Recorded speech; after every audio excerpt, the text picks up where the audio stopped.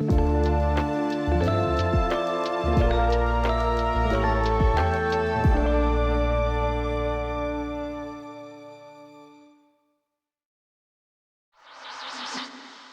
दोस्तों, मैं प्रशांत गावंडे आप सबका स्वागत करता हूँ हमारे इस Toon Boom Storyboard Pro के डेमोन्स्ट्रेशन में, जहाँ मैं आपके लिए स्टोरी बोर्ड प्रो की कुछ खास विशेषताएं प्रदर्शित करूँगा। लेकिन उससे पहले मैं आपको जल्दी से इस kickstarter.com वेबसाइट पे जो प्रोजेक्ट है, इसके साथ परिचित कराना चाहूँगा।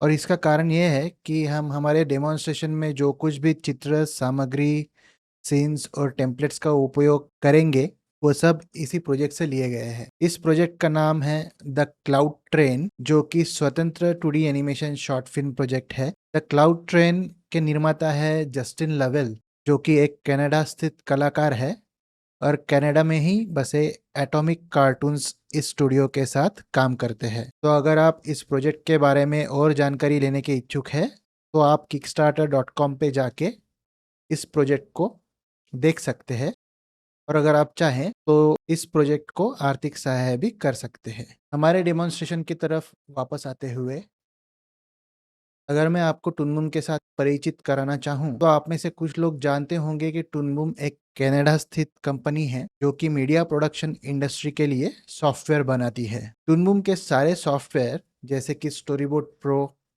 टुनबुम हार्मनी, टुनबुम प्रोड्यूसर, ये दुनिया भर के बड़े से बड़े और छोटे से छोटे प्रोडक्शन स्टूडियोज में उपयोग किए जाते हैं। टुनबुम स्टोरीबोर्ड प्रो सिर्फ 2D एनिमेशन फिल्म प्रोजेक्ट तक ही सीमित नहीं है, बल्कि आप इसका उपयोग लाइव एक्शन, 2D और 3D एनिमेशन का मिश्रण, लाइव एक्शन और एनिमेशन का मिश्रण, गेम डेवलपमेंट या ऐसा कोई भी प्रोजेक्ट हो जो आप किसी स्क्रिप्ट या स्क्रीन प्ले यानी कि पटकथा का उपयोग करके बना रहे हैं, उसे दृष्टिगत यानी विजुअलाइज करने के लिए कर सकते हैं। जब आप टूनबूम स्टोरीबोर्ड प्रो को शुरू करते हैं, तो आपको ऐसा एक वेलकम स्क्रीन दिखता है जहां पे आप आपके प्रोजेक्ट से संबंधित सारी जानकारी डाल सकते हैं। यहाँ आप अपने प्रोजेक्ट का नाम, उसका आपके हार्ड डिस्क पर लोकेशन या पता, और अगर आपको आपके प्रोजेक्ट में किसी प्रकार का कलर स्पेस मैनेजमेंट का उपयोग करना है, तो वो भी आप यहाँ से चुन सकते हैं। और यहाँ से आप अपने प्रोजेक्ट का रिजोल्यूशन या ब्रॉडकास्ट फॉर्मेट भी चुन सकते हैं। यहाँ आप देख सकते हैं कि आपको लो रिजोल्यूशन से लेके 8K UHD तक का रिजोल्यूशन पहले से ही उपलब्ध किए गए हैं और प्रीसेट के रूप में मिल जाते हैं। अगर आप चाहें तो आप यहाँ से आपका रिजोल्यूशन और फ्रेम रेट और ज़्यादा बढ़ा सकते हैं या बदल सकते हैं। आपके हार्डवेयर की जितनी सीमा है, वहाँ तक आप आपका रिजोल्यूशन बढ़ा सकते हैं। आपको सॉफ्टवेयर की तरफ से किसी भी तरह की सीमा या लिमिटेशन नहीं है। यहाँ दाईं तरफ आपको आपने हाल ही में जो प्रोजेक्ट्स पर काम किया है, उन सारे प्रोजेक्ट्स की सूची मिल जाती है। मैं यहीं से अपना डेमो प्रोजेक्ट अपने डेमोन्स्ट्रेशन के लिए शुरू करूँगा।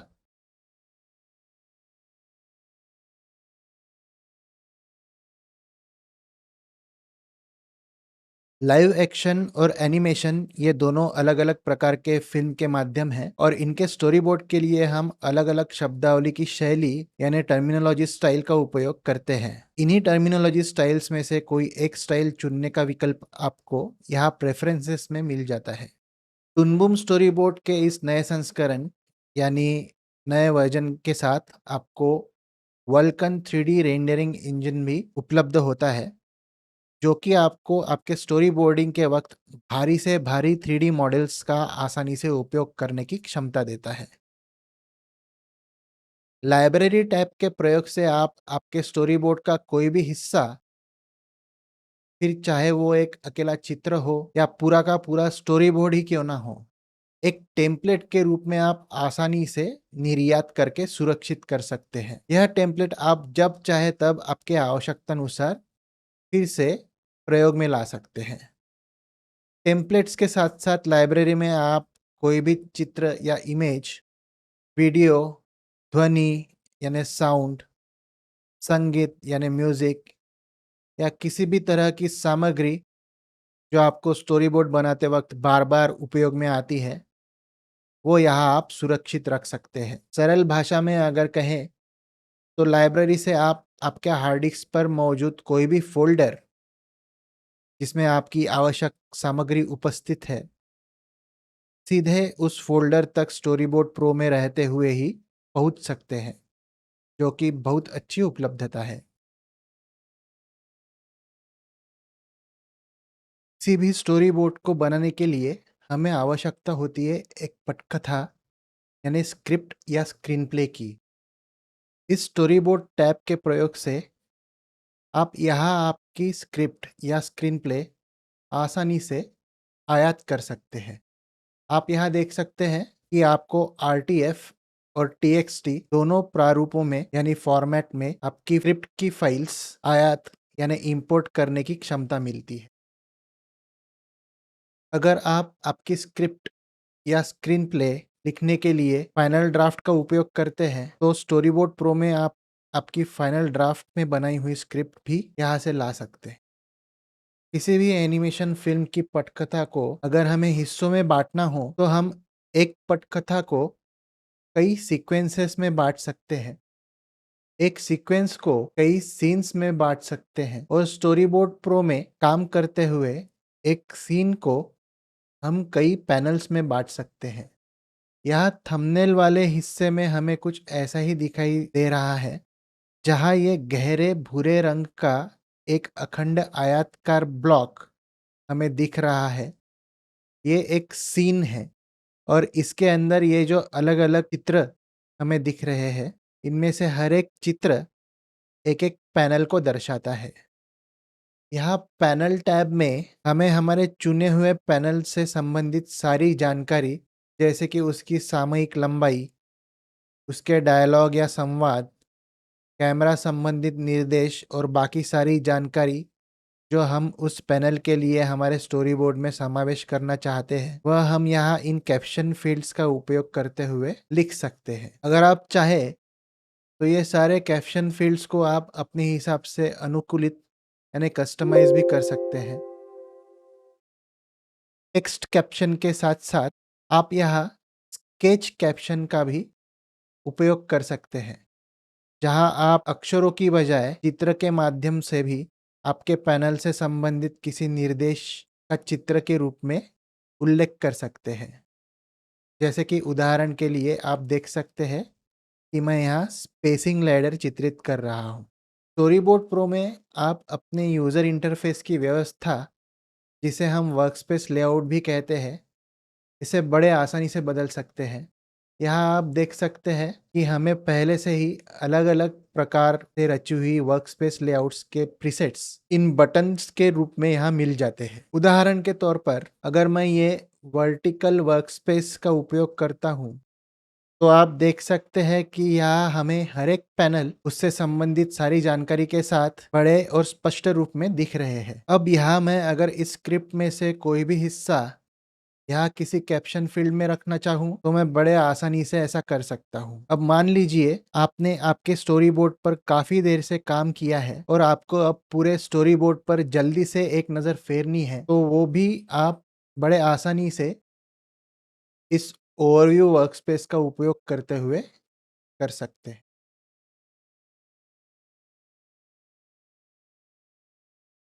टुनबुम का ड्राइंग इंजन काफ़ी प्रचलित और जाना माना है, क्योंकि टुनबुम के किसी भी सॉफ्टवेयर में आप बिटमैप और वेक्टर ये दोनों प्रकार के चित्र बड़े आसानी से बना सकते हैं। टुनबुम स्टोरी बोर्ड प्रो में आपको चित्र बनाने के लिए जो औजार यानी ड्राइंग टूल्स उपलब्ध होते हैं, उनमें से मुख्य तौर पर हम ब्रश और पेंसिल टूल का उपयोग करते हैं। अब अगर हमें कोई बिटमैप चित्र बनाना है तो हम एक बिटमैप लेयर बना के उसमें ब्रश का उपयोग कर सकते हैं। जैसा कि आप यहाँ देख सकते हैं कि हमारे सारे ड्राइंग टूल्स बिटमैप लेयर के हिसाब से बिटमैप टूल्स में बदल चुके हैं। अगर हमें कोई वेक्टर चित्र बनाना है तो हम वेक्टर लेयर बना के उसमें ब्रश, पेंसिल या किसी भी अन्य वेक्टर ड्राइंग टूल्स का उपयोग कर सकते हैं। वेक्टर लेयर को चुनते ही यहाँ हमारे सारे ड्राइंग टूल्स वेक्टर टूल्स में बदल जाते हैं। और अब अगर हमें इस ब्रश के और गुणों को देखना है तो उसके लिए हमें टूल प्रॉपर्टीज में जाना पड़ेगा। यहाँ आप देख सकते हैं कि हमें इस ब्रश की प्रॉपर्टीज जैसे कि साइज यानी आकार और पहले से ही बनाए गए कई सारे अलग अलग तरह के ब्रशेस प्रीसेट्स के रूप में हमें यहाँ उपलब्ध है। अगर हम और अंदर जाते हैं तो आप यहाँ देख सकते हैं कि ब्रश की कई और प्रॉपर्टीज हम यहाँ बदल सकते हैं, जिससे हम इस ब्रश का स्वरूप अपनी आवश्यकता के अनुरूप बना सकते हैं। यहाँ ब्रश टाइप में हमें सॉलिड वेक्टर और टेक्सचर्ड वेक्टर जैसे दो विकल्प दिख रहे हैं। यहाँ पर हमें अपने ब्रश टिप यानी कि ब्रश के सिरे के लिए कई टेक्सचर्स यानी कि अलग अलग बनावट भी उपलब्ध है। और अगर आप चाहे तो आप अपने हिसाब से कोई भी टेक्सचर बनाकर यहाँ पर लाकर संग्रहित कर सकते हैं। वेक्टर ब्रश या वेक्टर पेंसिल का उपयोग करते हुए बिटमैप टेक्सचर्स का उपयोग करने की क्षमता टूनबूम सॉफ्टवेयर की विशिष्ट विशेषताओं में से एक है। और अंदर गए तो यहाँ हम अपने पेन, टैबलेट और माउस की प्रॉपर्टीज भी सेट कर सकते हैं। अपने ब्रश टिप की बनावट के साथ साथ ब्रश की स्मूथिंग यानी स्पष्टता, ट्रांसपेरेंसी यानी पारदर्शिता, ड्यूअल टिप यानी ब्रश की दोहरी बनावट और पेपर टेक्सचर यानी कि पेपर की बनावट भी सेट कर सकते हैं। जैसा कि हमने पहले भी देखा, स्टोरीबोर्ड प्रो में आप जो कुछ भी सेट करते हैं वह आप एक अलग फाइल के रूप में एक्सपोर्ट यानी निर्यात करके सुरक्षित भी कर सकते हैं। ऐसे ही जब हम पेंसिल टूल की प्रॉपर्टीज देखते हैं तो हमें साइज और स्मूथिंग के साथ साथ इस नए संस्करण में वेरिएबल ओपेसिटी के साथ भी काम करने की उपलब्धता मिलती है, जिसकी वजह से हमारे चित्र की रेखाएं और ज्यादा नैसर्गिक और वास्तविक दिखाई देती हैं। वेक्टर पेंसिल के साथ भी हम बिटमैप टेक्सचर का उपयोग आसानी से कर सकते हैं। चलिए अब हम उदाहरण के तौर पर इस चित्र की एक साफ प्रति पेंसिल टूल की मदद से बनाने का प्रयास करते हैं। जैसा कि आप यहाँ देख सकते हैं, लगता है मुझे एक साफ और स्पष्ट चित्र बनाने के लिए थोड़ी और मदद की जरूरत पड़ेगी। के लिए हम इस स्टेबलाइजर का उपयोग कर सकते हैं। स्टेबलाइजर में आपको दो विकल्प मिलते हैं। एक है एवरेज स्टेबलाइजर, जो कि आपके हाथों की हलचल जो होती है उसका प्रभाव कम करके आपको एक स्पष्ट और साफ सुथरा चित्र बनाने में मदद करता है। और दूसरा होता है फुल स्ट्रिंग स्टेबलाइजर, जो कि आपको आपके ब्रश को एक धागे से बंधे हुए ब्रश की तरह उपयोग करने की क्षमता देता है, जिसकी मदद से आप आपके चित्र की रेखा की दिशा ब्रश को उठाए बिना ही आसानी से बदल सकते हैं और आपका एक साफ सुथरा अखंड चित्र आप बना सकते हैं। आप आपके चित्र के अनचाहे भागों को इस कटर टूल की मदद से इसे अपने हाथों से इस तरह चला के, जिसे हम हैंड जेस्चर भी कहते हैं, इससे अपने चित्र को आसानी से साफ कर सकते हैं। एक और पद्धति जहां आप इस कटर टूल की मदद से अपने चित्र के अनचाहे भाग को ऐसा चुन के अलग भी कर सकते हैं या तो मिटा सकते हैं। पेंसिल टूल से बनाए गए वेक्टर चित्रों में आप किसी भी वेक्टर टूल की मदद से चित्र बनने के बाद भी किसी भी तरह का बदलाव आसानी से कर सकते हैं। जैसे कि मैं यहाँ इस पेंसिल लाइन को इस तरह आसानी से मोड़ सकता हूँ और फिर इस दूसरे टूल से इन पेंसिल लाइंस को ऐसा चुन के इनकी चौड़ाई या इनका टेक्सचर या इनका रंग और इस पेंसिल लाइन के अन्य गुण इस तरह बड़े आसानी से बदल सकता हूँ। इस चित्र की साफ प्रति कुछ ऐसे दिखती है। हम देख सकते हैं कि यह चित्र फिलहाल पारदर्शी है, जिसकी वजह से हमें इसके पीछे की चीजें दिख रही हैं। इस चित्र को अपारदर्शी बनाने के लिए एक तो हम अपने हाथों से इसमें रंग भर सकते हैं, जो कि काफी समय लेने वाली प्रक्रिया होगी, या तो फिर स्टोरी बोर्ड प्रो की एक बहुत ही दिलचस्प कार्यक्षमता है जिसे हम जनरेट ऑटोमेट कहते हैं। इसके उपयोग से स्टोरी बोर्ड प्रो हमको अपने आप ही हमारे चित्रों में रंग भर के उनको अपारदर्शी बना देता है, जिसकी वजह से हमारा काफी सारा कीमती समय बच जाता है। ड्राइंग टूल्स में एक और टूल जो कि उल्लेखनीय है वो है स्टेंसिल ब्रश। स्टेंसिल ब्रश दो स्वरूपों में आप उपयोग कर सकते हैं। एक है रिपेंट, दूसरा है ओवरले। चलिए हम ओवरले स्टेंसिल ब्रश को देखते हैं, क्योंकि इसके साथ हम टेक्सचर का भी उपयोग कर सकते हैं। यहाँ मैं एक अच्छा सा रंग चुन लेता हूँ और अपने ब्रश की साइज भी थोड़ी बढ़ा लेता हूँ। अब जब मैं इस स्टेंसिल ब्रश को अपने इस कैरेक्टर के चित्र पर उपयोग करता हूँ, तो आप देख सकते हैं कि हमारा ये स्टेंसिल ब्रश इस चित्र के आकृति के हिसाब से ही काम कर रहा है और चित्र के आकृति के बाहर के भागों को ये स्टेंसिल ब्रश प्रभावित नहीं कर रहा है। आगे बढ़ते हुए इस अगले उदाहरण का उपयोग करके चलिए अब हम पर्सपेक्टिव और सिमेट्री गाइड्स के बारे में थोड़ा जान लेते हैं। स्टोरी बोर्ड प्रो की पर्सपेक्टिव गाइड्स हमें हमारे चित्र में पर्सपेक्टिव यानी परिप्रेक्ष्य का उपयोग बहुत ही आसानी से करने देता है। यहाँ आप देख सकते हैं कि आपको एक साधारण रूलर से लेके 5 पॉइंट पर्सपेक्टिव तक के विकल्प आपको अपने पर्सपेक्टिव गाइड्स के लिए मिल जाते हैं। इस पर्सपेक्टिव गाइड का उपयोग करते हुए जब मैं इस चित्र को चित्रित करता हूँ, तो आप देख सकते हैं कि कितनी आसानी से पर्सपेक्टिव की चिंता किए बिना मैं ये चित्र बना सकता हूँ।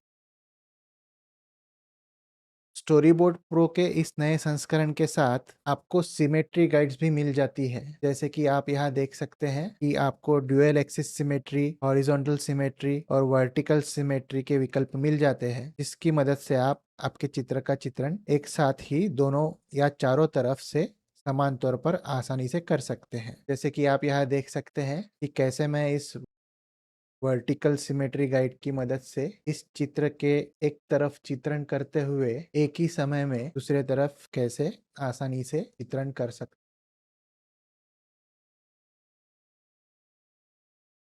हमारे स्टोरी बोर्ड के लिए चित्र बनाते वक्त हमें अनेक बार एक ही चित्र कई सारे पैनल्स में उपयोग करने की भी आवश्यकता पड़ती है। जैसा कि आप यहाँ देख सकते हैं, इन तीनों पैनल्स में ही एक ही चित्र का उपयोग किया गया है। अब अगर मैं इस चित्र पे कोई बदलाव करता हूँ, तो आप देख सकते हैं कि दूसरे पैनल में हमारा पुराना ही चित्र बिना बदलाव के हमें दिख रहा है। इसका मतलब है कि हमें या तो ये चित्र मिटा के हमारे नए चित्र की प्रति यहाँ लानी होगी, या तो फिर इस चित्र में भी वैसा ही बदलाव करना होगा जैसे हमने हमारे नए चित्र में किया है। लेकिन टुनबुम स्टोरी बोर्ड प्रो के इस शेयर ड्राइंग नाम के विशिष्ट फीचर का उपयोग करते हुए मैं ये चित्र बाकी के पैनल्स में कुछ इस तरह बांट सकता हूँ कि जब मैं किसी भी पैनल में इस चित्र में बदलाव चित्रित करूंगा, तो बाकी के सारे पैनल्स में भी ये चित्र अपने आप बदल जाएगा। तो इसके लिए मैं ये चित्र शेयर करता हूँ और बाकी के दो पैनल्स में ये चित्र हटा के इसी चित्र को यहाँ डाल देता। अब जब हम किसी भी पैनल में इस चित्र में कोई भी बदलाव करेंगे, तो आप देख सकते हैं कि बाकी के अन्य पैनल्स में भी यही बदलाव हमें इस चित्र में दिखता है, जिसकी वजह से हमारे काम करने की गति काफी ज्यादा बढ़ जाती है। अगले उदाहरण में हम देखते हैं कि कैसे हम किसी भी लेयर पे विशिष्ट ब्लर इफेक्ट यानी चित्र को धुंधला करने के प्रभाव को कैसे आसानी से स्टोरी बोर्ड प्रो में ला सकते हैं। यहाँ हम देख सकते हैं कि कैमरा फोकस इस फोन पे रखने की सूचना हमें यहाँ दी गई है। तो इसका मतलब है कि हमें इस कैरेक्टर को यहाँ धुंधला करने की जरूरत है। इसके लिए हम इस कैरेक्टर की लेयर पे जाके यहाँ इस पे ये इफेक्ट्स चढ़ा सकते हैं। जैसा कि आप यहाँ देख सकते हैं, यहाँ हमें साधारण ब्लर, रेडियल जूम ब्लर और डायरेक्शनल ब्लर जैसे विकल्प मिल जाते हैं। मैं यहाँ साधारण ब्लर का उपयोग करूंगा। अब क्योंकि ये इफेक्ट्स लगाने के बाद आपकी वेक्टर लेयर भी बिटमैप में परिवर्तित हो जाएगी, इसकी वजह से हमें यहाँ किसी भी मूल्य में बदलाव करने के बाद अगर इसका पूर्वावलोकन करना हो, तो यह प्रीव्यू का बटन हम प्रयोग में ला सकते हैं, जिसकी वजह से हम यह बदलाव अस्थाई यानी टेम्पररी तौर पर देख सकते हैं। अगर बदलाव हमें अच्छा लगता है, तो हम उसे इस ओके बटन की मदद से स्थायी यानी परमानेंट बना सकते हैं, जिसकी वजह से हमारी यह लेयर इफेक्ट्स के साथ बिटमैप लेयर में बदल जाती है।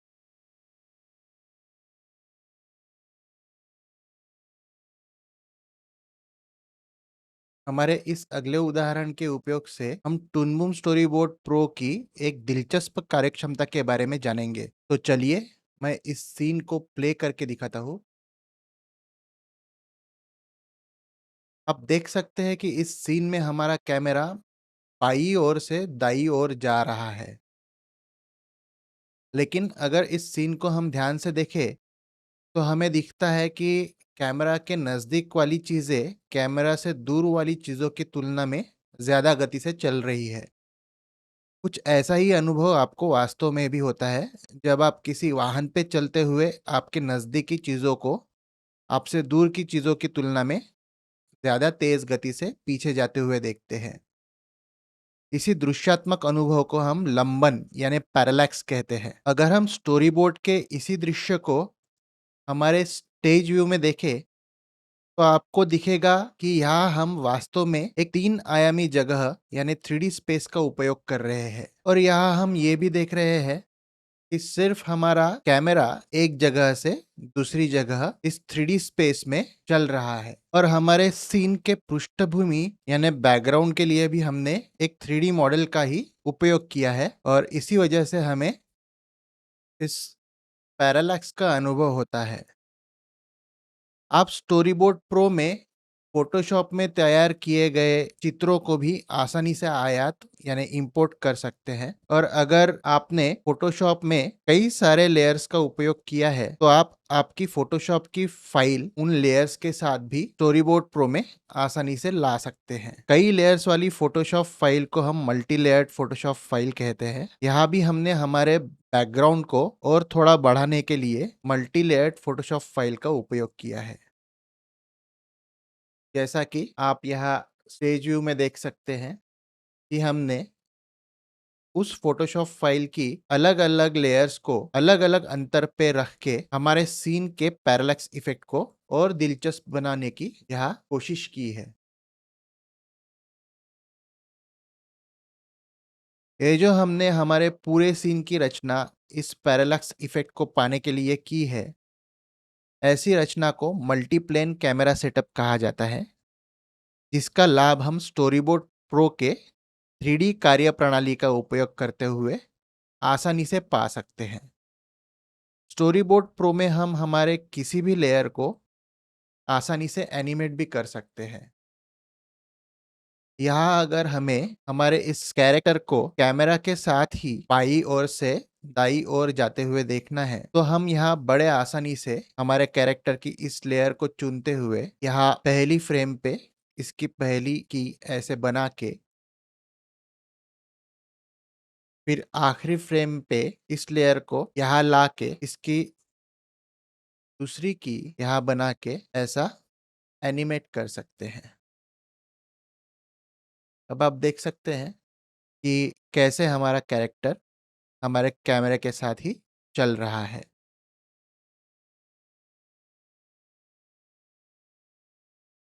इस अगले उदाहरण के प्रयोग से चलिए अब हम देखते हैं कि टुनबुम स्टोरीबोर्ड प्रो में हम 3D मॉडल्स के साथ और अलग-अलग पद्धतियों से कैसे काम कर सकते हैं। यहाँ इस कैमरा में आप देख सकते हैं कि पृष्ठभूमि में हमने 3D मॉडल का उपयोग किया है। लेकिन अगर मैं आपको पेज व्यू में इस पूरे सीन को दिखाऊं तो आप देखेंगे कि यह पूरा सीन एक 2D सीन है और यहाँ वास्तव में कोई 3D मॉडल नहीं है। लेकिन हमारी यह 3D बैकग्राउंड की लेयर वास्तव में 2D लेयर होते हुए भी अगर मुझे इसमें कोई बदलाव करना है तो मुझे इसके मूल 3D सॉफ्टवेयर में जाने की जरूरत नहीं है। मैं यहीं से इसके लेयर प्रॉपर्टीज में जाके इस रेंडर टू बिटमैप नाम के बटन की मदद से बड़े आसानी से कुछ इस तरह का बदलाव कर सकता हूँ और आप देख सकते हैं कि कैसा यह बदलाव हमारे सीन में हमें दिख रहा है। ये जो कार्यक्षमता का प्रदर्शन हमने अभी देखा है, इससे आपने पहचान ही लिया होगा कि टुनबुम स्टोरीबोर्ड प्रो में आप आपके 3D मॉडल को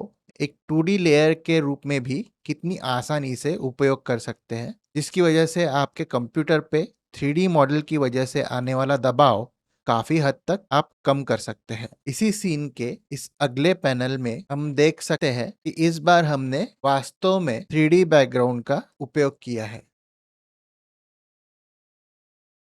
टुनबुम स्टोरीबोर्ड प्रो के इस नए संस्करण में आपको किसी भी 3D मॉडल के साथ टुनबुम का ही टून शेडर प्रयोग करने की क्षमता मिलती है। इसे दिखाने से पहले मैं ये बरसात और कैरेक्टर की लेयर्स बंद कर देता हूँ। अब यहाँ मैं आसानी से इस 3D लेयर के 3D इफेक्ट्स में जाके इस तरह इस पे ये टून शेडर चढ़ा सकता हूँ। अब अगर आप ध्यान देंगे तो आप देखेंगे कि मैं इसके प्रयोग से इस बैकग्राउंड की आउटलाइन की चौड़ाई कुछ इस तरह बदल सकता हूँ और इनका रंग भी मैं आसानी से इस तरह बदल सकता हूँ। यहाँ इन अंकों को कम ज्यादा करते हुए अगर मैं चाहूँ तो इस बैकग्राउंड को ग्राफिकल यानी और 2D जैसा या और ज्यादा 3D जैसा बना सकता हूँ। टुनबुम स्टोरीबोर्ड प्रो के इस नए संस्करण के साथ किसी भी 3D सतह पे चित्र बनाना अब और भी आसान हो गया है। यह इस सीन में ये जो कार है इसके ऊपर हमें कुछ चित्र बनाना हो तो इस क्रिएट लेयर ऑन सरफेस की मदद से मैं इस कार पे आसानी से एक 2D लेयर बना सकता हूँ और कैमरा व्यू में रहते हुए ही इस पे ऐसा एक चित्र बना सकता हूँ। अब मैं ये लेयर कॉपी करके बाकी के पैनल्स पे कुछ इस तरह पेस्ट कर सकता हूँ।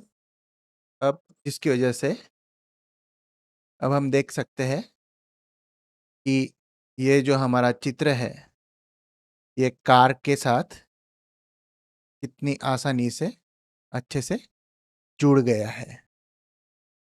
तो आप देख सकते हैं कितनी आसानी से हमने इस 2D ड्राइंग को हमारे इस 3D कार पे यहाँ बना दिया है।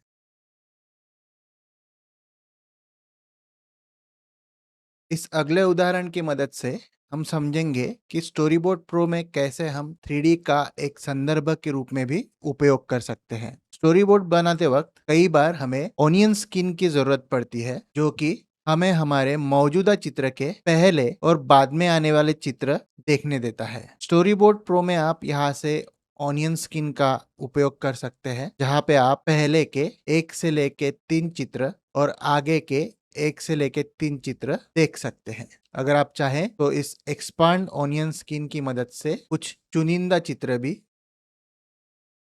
आप अपने ऑनियन स्किन में देख सकते हैं। यह फीचर आपको आपके मौजूदा चित्र के पहले और बाद में आने वाले कुल 15 चित्र दिखा सकता है। अब यहाँ मैं सीधा चित्र बनाने से पहले ऐसा एक 3D मॉडल का प्रयोग कर सकता हूँ जो कि एक 3D सॉफ्टवेयर में ही बनाया गया है। और अब मैं स्टोरीबोर्ड प्रो के इस नए संस्करण के साथ इसे किसी भी मुद्रा में यानी पोज में इस तरह बिठा सकता हूँ। अब इस 3D मॉडल को मैं एक संदर्भ के रूप में प्रयोग कर सकता हूँ और इसके अनुसार ऐसा चित्र मेरे स्टोरी बोर्ड के लिए बना सकता हूँ।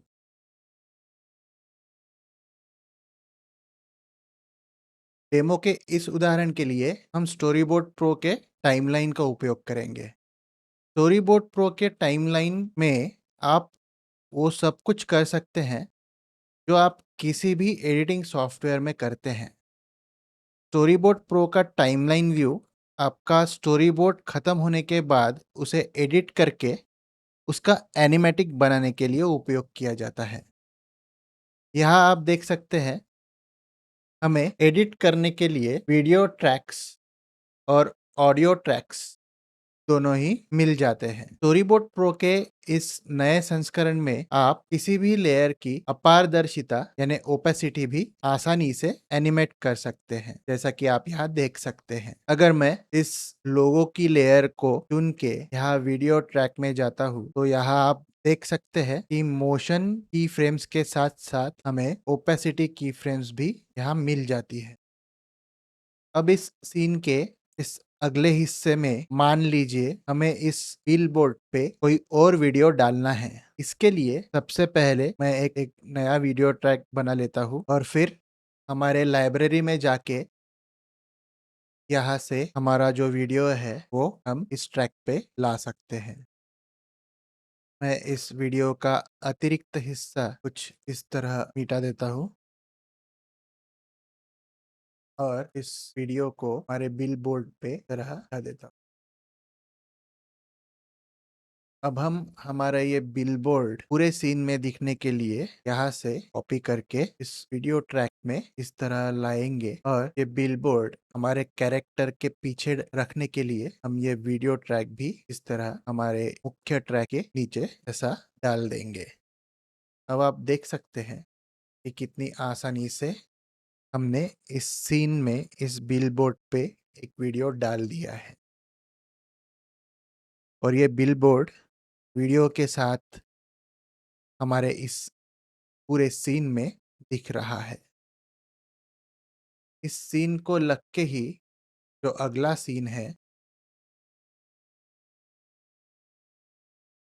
अगर हमें इन दोनों सीन्स के बीच में एक नया सीन जोड़ना हो तो वो भी हम बड़े आसानी से स्टोरी बोर्ड प्रो में ही कर सकते हैं। यहाँ आप देख सकते हैं कि इस सीन को 14 नंबर का सीन कहा गया है और इस अगले सीन को 15 नंबर का सीन कहा गया है। अब हमें इन सारे सीन्स को उचित क्रम में रखते हुए यहाँ नया सीन जोड़ना हो तो उसके लिए जब लाइब्रेरी से हम हमारा ये नया सीन यहाँ डालते हैं तो स्टोरी बोर्ड प्रो हमें पूछता है कि इन नए सीन्स का नामांकन कैसे करना है। यहाँ पे मैं स्टोरी बोर्ड प्रो को बता सकता हूँ कि हमारे नए सीन को 15 नंबर कहा जाए, और जो सीन पहले 15 नंबर पे था वो अब 16 नंबर का सीन बन चुका है, और ऐसे ही अगले सारे सीन्स उचित क्रम में लग चुके हैं। हम इस नए सीन के हर एक पैनल की लंबाई भी बड़े आसानी से बदल सकते हैं। के लिए हमें ये सारे पैनल्स चुन के यहाँ रिटाइम पैनल्स में जाके इन सारे पैनल्स की अवधि यहाँ से बदल के इस तरह आसानी से हमारे पूरे सीन की अवधि बदल सकते हैं। अब हमारे टाइमलाइन में हम देख सकते हैं कि हमारे इस सीन के सारे पैनल्स की लंबाई बदल चुकी। इस अगले उदाहरण के प्रयोग से हम स्टोरी बोर्ड प्रो में ध्वनि संपादन यानी साउंड एडिटिंग के बारे में थोड़ी जानकारी लेंगे। इस सीन में हम देख सकते हैं कि हमारा ये कैरेक्टर इस गीले पाइप से फिसलते हुए यहाँ रुक जाता है। यहाँ इस पाइप पर फिसलने की क्रिया को दर्शाने के लिए हमने जिस आवाज का उपयोग किया है वह असल में हमें भूख लगने के बाद जो हमारे पेट में गड़गड़ाहट होती है उसकी आवाज है। तो चलिए देखते हैं कि यह आवाज कैसे सुनाई देती है।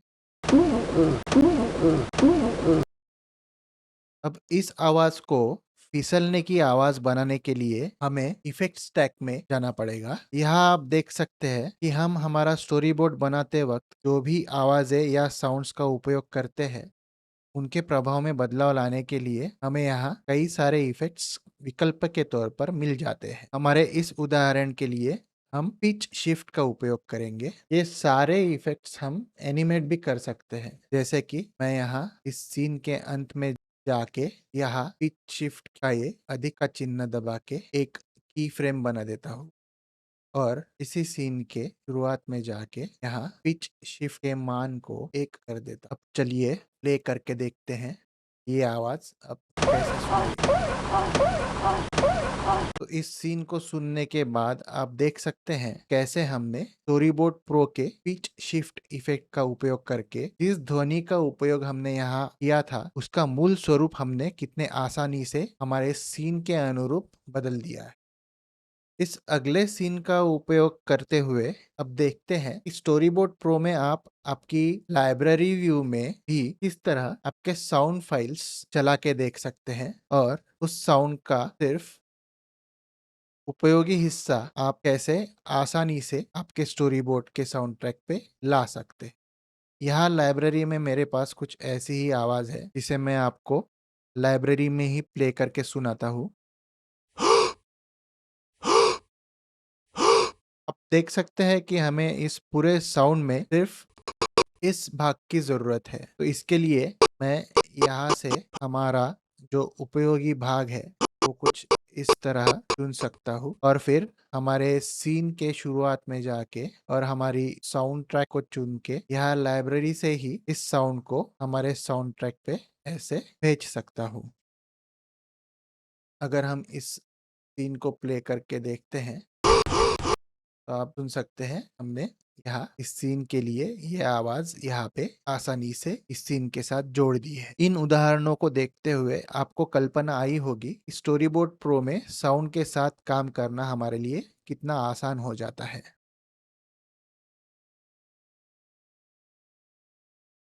आइए अब स्टोरी बोर्ड प्रो के एक्सपोर्ट मेन्यू में जाके हम देखते हैं कि हम अपना स्टोरी बोर्ड बिटमैप, मूवी और पीडीएफ के प्रारूपों यानी फॉर्मेट्स के अलावा और कौन से फॉर्मेट्स में निर्यात यानी एक्सपोर्ट कर सकते हैं। यह बिटमैप का विकल्प हमें हमारे story board JPG, TGA, PSD और पीएनजी जैसे फॉर्मेट में एक्सपोर्ट करने देता है। इस EDL, AAF, XML नाम के विकल्प से आप अपना एनिमेटिक किसी भी अन्य एडिटिंग सॉफ्टवेयर में ले जाके उसे आगे और एडिट कर सकते हैं। मूवी का विकल्प आपको आपका स्टोरी बोर्ड एक वीडियो के रूप में एक्सपोर्ट करने देता है।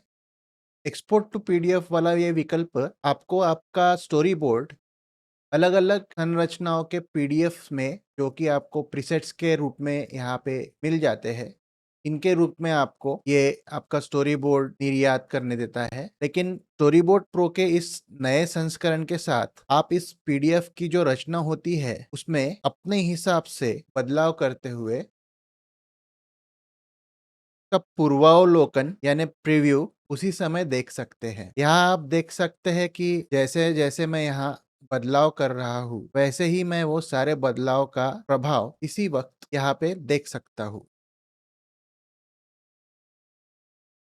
इस एक्सपोर्ट टू हार्मनी के विकल्प की मदद से आप आपके पूरे स्टोरी बोर्ड का हर एक सीन हार्मनी के सीन फाइल फॉर्मेट में पृथक यानी सेपरेट रूप में एक्सपोर्ट कर सकते हैं। इसकी वजह से आपने आपके स्टोरी बोर्ड के हर एक सीन में जितनी भी चीजों और चित्रों का उपयोग किया है वो सारी चीजें आपको हार्मनी के तत्संबंधी सीन में पहले से ही उपलब्ध हो जाएगी, जो कि आपका फिल्म निर्माण का अमूल्य समय काफी हद तक बचा देता है। अगर आपको प्रीमियर प्रो, फाइनल कट या एविड जैसे एडिटिंग सॉफ्टवेयर में आपका एनिमेटिक एडिट करके फिर से स्टोरीबोर्ड प्रो में लाना है, तो आप इस कन्फॉर्मेशन नाम की कार्यक्षमता का भी उपयोग कर सकते हैं।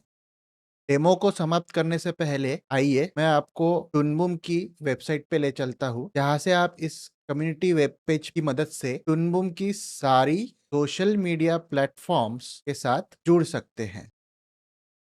और इस docs.tunbum की वेबसाइट से आप अपने मनचाहे टुनबुम सॉफ्टवेयर के बारे में सारी जानकारी मुफ्त में प्राप्त कर सकते हैं। इसी जानकारी के साथ मैं प्रशांत गावंडे आपकी आज्ञा लेता हूँ। आशा करता हूँ कि यह डेमो आपको अच्छा और उपयोगी लगा है। आप सब अपनी सेहत का, अपने आजू बाजू के पर्यावरण और पशु पक्षियों का बहुत अच्छे से ख्याल रखें। धन्यवाद।